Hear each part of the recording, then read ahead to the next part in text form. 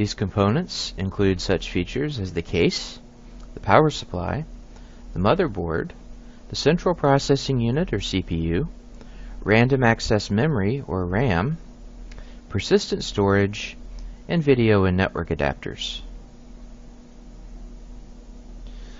So let's begin with the case.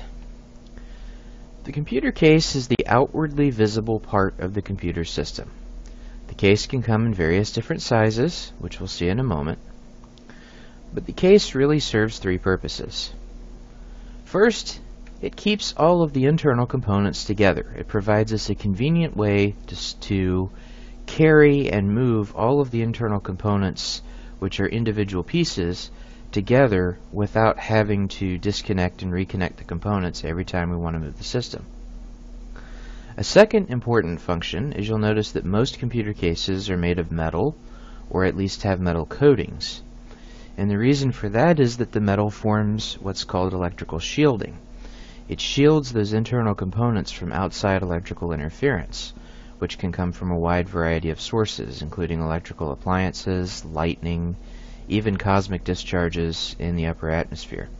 So the ability of the case to shield the components from those types of electrical interferences is highly important. Another highly important feature of the case is that the case directs airflow through the system and radiates heat. Again, because the case is made of metal in many cases, it can actually function as a heat sink. It can take the heat that's inside the case, and by warming the case and exposing the case to the outside air, it can help to radiate that heat. Computer components, when they're operating, do produce a significant amount of heat in many cases, and this heat has to be removed, otherwise the components would fail. Now, cases come in a variety of shapes and sizes. The general term that we use to describe the size and shape of a case is called its form factor. And there are a number of different form factors out there. For traditional computer systems, we normally use some variant of the ATX form factor. This would be for desktop computers. Micro ATX and then the smaller mini ITX are offshoots of the ATX form factor. There's also something called the ultra-small form factor that Intel has been pushing lately. That's basically a computer not that much larger than a deck of playing cards, or maybe a couple decks stacked. There's also a rack mount system for server usage and laptop style systems. These are simply different ways of packaging the same types of components into different size systems for different purposes. We can also consider, when we talk about computing devices generally, and not just considering, for example, traditional desktops or traditional laptops, we can consider mobile devices. Mobile devices come in a variety of form factors also. For example, here we have a cell phone. Here's a Nexus 7 tablet. There's different types and styles of mobile device out there, and each different style and each different size can be considered to be a different form factor. So when we consider computational devices more broadly, we actually have a huge range of form factors.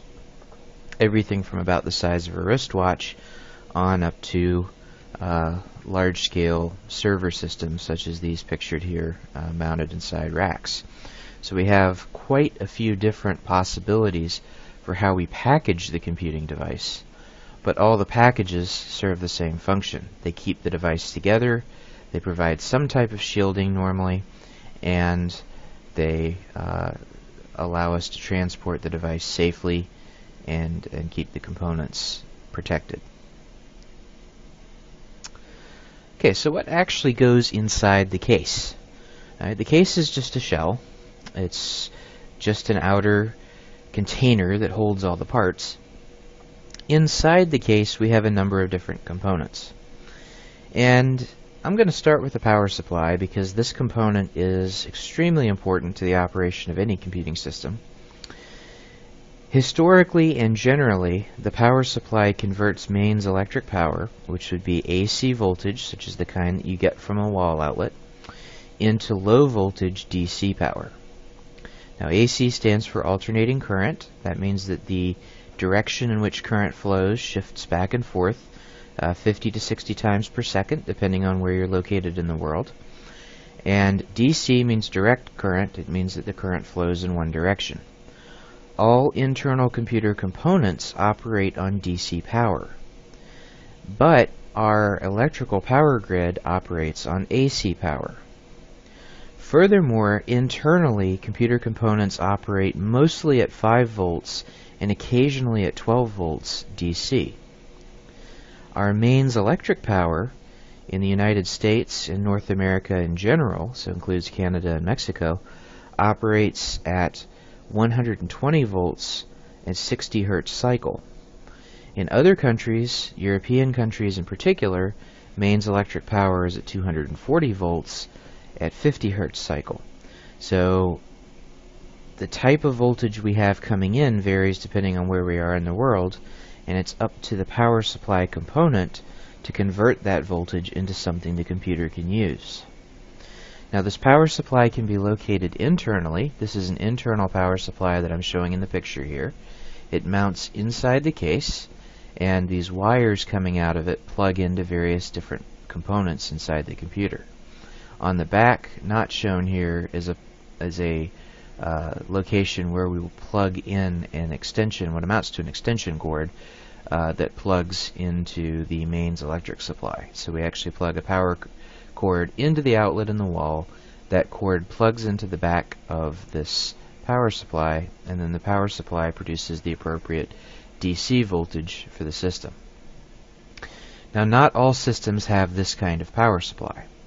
A laptop, for example, will use an external power supply. It has a power brick, which is basically a large AC adapter that plugs into the wall and then plugs into a port on the laptop computer.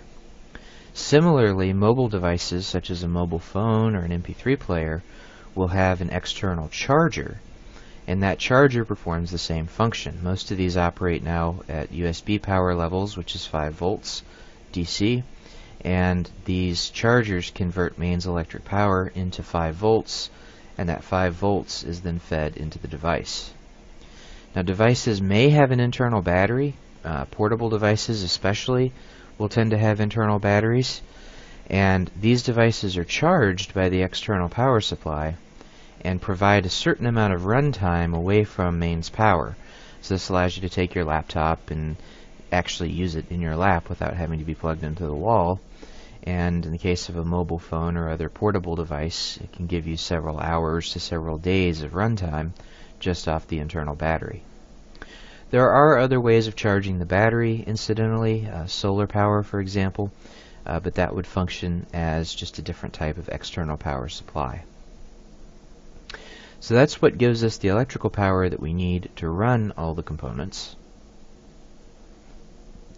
The main circuit board that we plug all the components into inside a computer is called the motherboard, or Apple Computer calls this a logic board. It's the same principle. It's basically a large circuit board that all the other components connect to.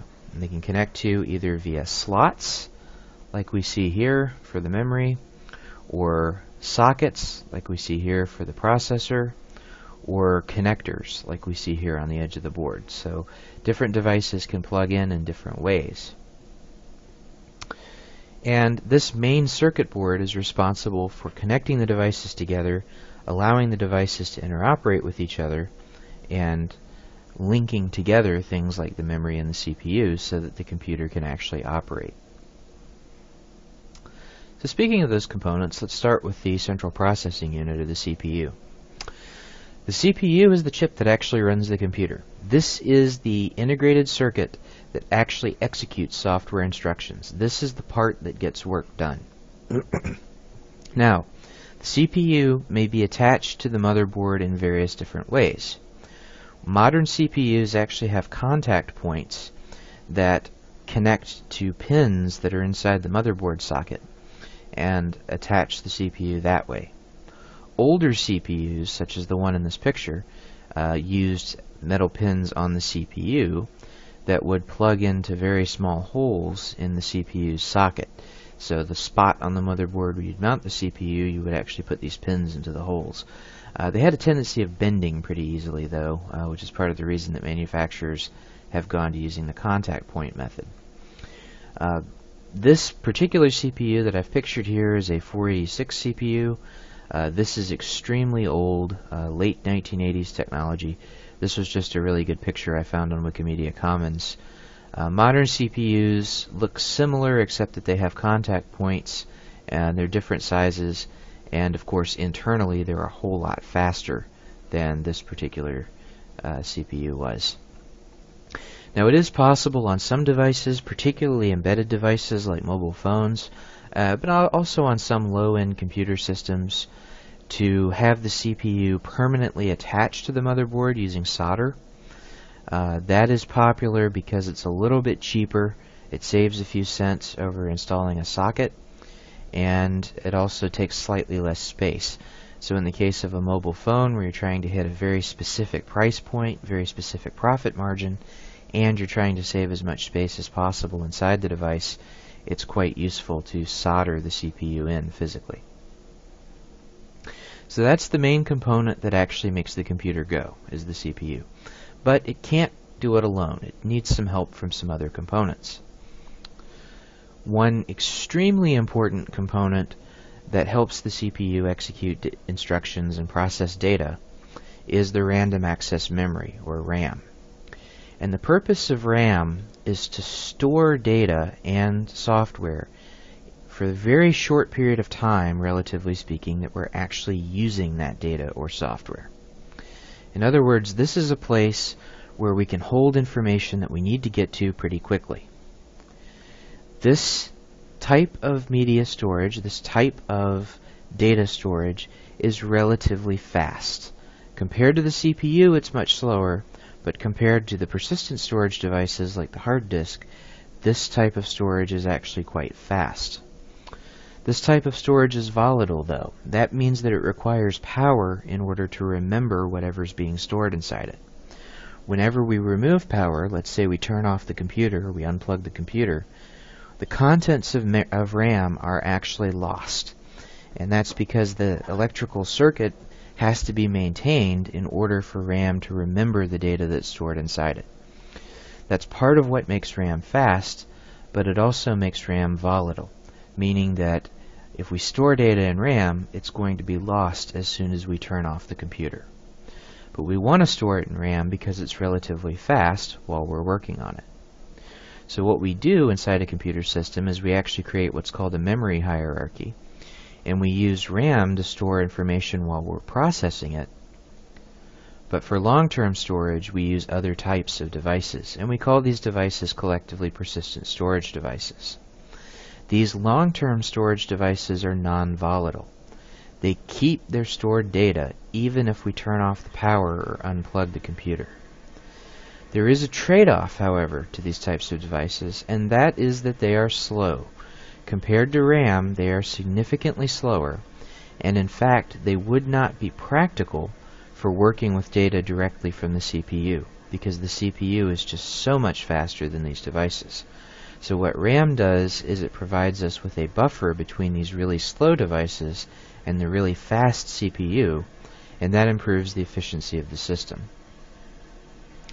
Now, persistent storage generally comes these days in two major forms that we're going to look at. There are a couple of other forms that are used in enterprise systems and in some special cases, but the two general forms are the hard disk drive, which is a mechanical device, and the solid state drive, which is an electrical device. I'm going to talk about the hard disk drive first. As I mentioned, this is a mechanical device. Outwardly, it basically looks like a metal box with a connector or a couple connectors on it. It stores data magnetically, either on a metal platter or a metal-coated glass platter. Now, I took the cover off this drive. This is an old drive. Do not take the cover off your hard drive. It will void your warranty. But this is an old drive that I'm not using anymore, so I didn't mind. And we can see the internal components of the drive here. This is a laptop drive, so these are actually going to be glass platters coated with a metallic substance. And these platters spin around at a really high rate of speed, and these things called drive heads actually move back and forth along the platter, and the drive heads magnetize or demagnetize very tiny spots on the platter, and that's actually how it stores data. But this thing is mechanical. This thing rotates around. These drive heads move back and forth. Compared to the CPU, that takes forever. It's an extremely slow process in computer speak, in computer times, and so it's not really that efficient in terms of speed. It is, however, efficient in terms of the amount of data that we can store on a single drive. 4 terabyte drives, for example, are now readily available. So we can store a lot of data on one of these devices. But they are mechanical, which means they're slow. They are mechanical, which means they're also going to break sooner or later. Everything mechanical eventually breaks down. Another type of drive that we can use for persistent storage is a non-mechanical type of drive called a solid-state drive. And the way that a solid-state drive works is that it stores data electrically inside what are called flash memory cells. And flash memory cells are simply electronic chips that are designed in such a way that they can retain information even after power has been removed to them. They are much faster than a mechanical hard drive, but a solid-state drive is still much slower than random access memory. These drives do eventually wear out. The chips have a finite lifetime. They can only be written to a limited number of times. But for practical purposes, that number is high enough that we can still use them for day-to-day data storage. And as I mentioned, they are significantly faster than the mechanical hard disk because they are purely electrical. There are no moving parts inside the solid-state drive. Now this solid-state drive I took apart is not the same as the solid-state drive that I took this external photo of. Externally, solid-state drive looks exactly like a hard drive. It's the same size box and it has the same connectors on it. Internally, however, it's different. Now, these aren't the same drive because this is a perfectly good Crucial M4 drive, which is actually a fairly modern, not the most modern, but fairly modern SSD, and I wasn't about to void the warranty on it by taking it apart. This is an older OCZ Agility drive that I had lying around, and I didn't mind voiding whatever warranty is left. I don't even think it's still under warranty, to take it apart to show you what the internal components look like. So this is not the internal components of this exact drive, but this drive is going to be similar. It's just the exact chips are going to be a little bit different. Okay, so that's our persistent storage. We do have a couple of other types of devices that we can attach to the motherboard. So for example, one type of device that if you've built your own computer before, or if you've heard people talking about building their own computers before, a lot of times they make a big deal about the video card. The video card is really nothing more than a small computer, a special purpose computer, that goes inside your larger computer. It has a special purpose processor on it, and it usually has some dedicated random access memory on it. And this special purpose processor and the special purpose device is optimized for rendering images to display on a screen. So it's optimized for doing one thing, which is to provide you with good graphics, and especially moving graphics that are high resolution and are updated quickly, also known as video games. These cards can be separate cards. I have here a picture of the NVIDIA. This is actually a GeForce GTX 650 Ti from my own personal computer. And then this is an ATI Radeon card. I'm not sure exact model from Wikimedia Commons here. AMD now owns ATI, and so they are behind these cards now. But these cards are what are called discrete graphics cards. They are add-in cards that plug into the motherboard. They're separate from the main processor. Modern CPUs, modern AMD and Intel CPUs, typically actually have their own video card built into them. That's called an integrated video card. And before they integrated them into the CPU, sometimes motherboards would have an integrated video card that was actually soldered onto the motherboard. So modern CPUs typically will have an integrated card. The performance of that integrated card may not be good enough for certain applications, particularly video editing and video games, and so many gamers and some professional video professionals will actually add in a separate graphics adapter or a discrete graphics card.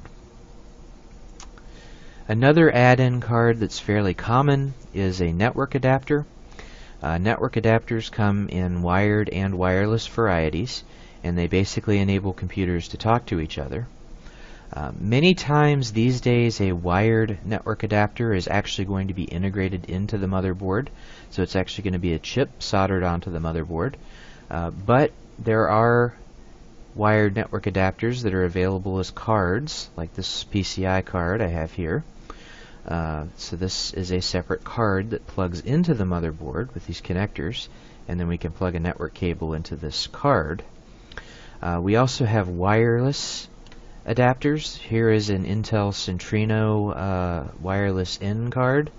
This is actually a mini PCI Express card that plugs into the computer internally. So we have different types of networking adapters that we can add to the system. There are also other devices that we can attach to the system, and these devices can be either connected to the motherboard internally, so they can be plugged into a slot or other type of connector on the motherboard, or even soldered to the motherboard. We also have external devices that can be attached to the system via connectors, potentially using cables. You're probably familiar with the keyboard and mouse. Those are external devices that are attached either via a USB cable or an old style PS2 or AT cable or a serial cable in the case of a really old mouse. Or you might have a wireless keyboard and mouse. Those would be connected either to a special purpose wireless transmitter that plugs into the computer, or via Bluetooth, which would be a type of network adapter that would either plug into the computer or be integrated inside the computer. So we have all these different types of devices that we can connect to the system, but ultimately, internally, the system contains these very specific parts. The motherboard is the component that glues them all together, and the CPU is the component that actually does all the processing, and the RAM is the fastest type of memory that we attach to the motherboard. It's not the fastest type of memory in the computer, as we'll see when we look inside the CPU itself, but it's the fastest type of external memory relative to the CPU. So I hope that gives you a good overview of the internals of the computer system along with the pictures. We'll go into more detail about what each component does in later video lectures.